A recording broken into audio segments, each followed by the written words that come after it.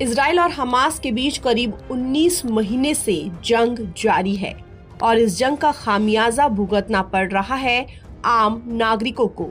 लगातार हो रही बमबारी, हमले और हिंसा ने गाजा को तबाही के मुहाने पर लाकर खड़ा कर दिया है।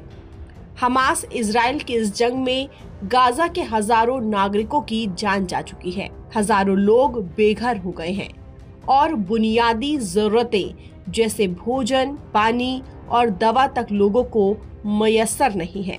लगातार बमबारी और हिंसा के बीच अब एक राहत भरी खबर सामने आई है, जिससे उम्मीद की एक नई किरण जगी है कि गाजा में जारी जंग अब कुछ दिनों के लिए टल सकती है। इजराइल ने गाजा में 60 दिनों के अस्थायी युद्ध विराम पर अमेरिका के एक प्रस्ताव को स्वीकार कर लिया है। इजराइल के अधिकारी ने इस बात की जानकारी दी। हालांकि इसमें जंग को स्थायी रूप से खत्म करने की बात नहीं है। इस प्रस्ताव में 60 दिनों के लिए युद्ध विराम की बात कही गई है। बदले में हमास के कब्जे से 10 जीवित और 18 मृत बंधकों की रिहाई होगी। इसके साथ ही फिलिस्तीनियों को मानवीय सहायता फिर से शुरू करना भी प्रस्ताव में शामिल है। सीजफायर का ये प्रस्ताव अमेरिकी राष्ट्रपति डोनाल्ड ट्रंप के दूत स्टीव विटकॉफ की तरफ से दिया गया है।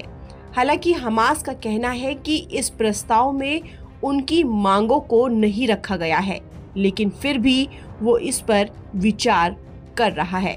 हमास के पॉलिटिकल ब्यूरो के नेता नासेम बैम ने कहा कि हम युद्ध का स्थायी अंत चाहते हैं और अकाल खत्म करना चाहते हैं और हमारी ये दोनों मांगे प्रस्ताव में नहीं हैं।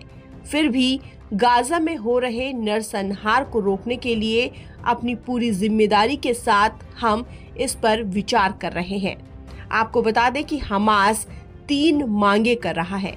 हमास का कहना है कि वो अमेरिका से भरोसा चाहता है कि 60 दिन बाद लड़ाई फिर से शुरू नहीं होगी और युद्ध के स्थायी अंत को लेकर बातचीत जारी रहेगी।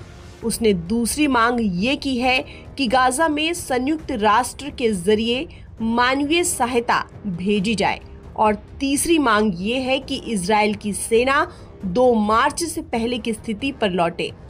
आपको बता दें कि इजराइल और हमास के बीच गाजा में 7 अक्टूबर 2023 से जंग चल रही है। हमास के दक्षिण इजराइल में हमले के बाद से ये लड़ाई शुरू हुई थी, जो अब भयावह रूप ले चुकी है।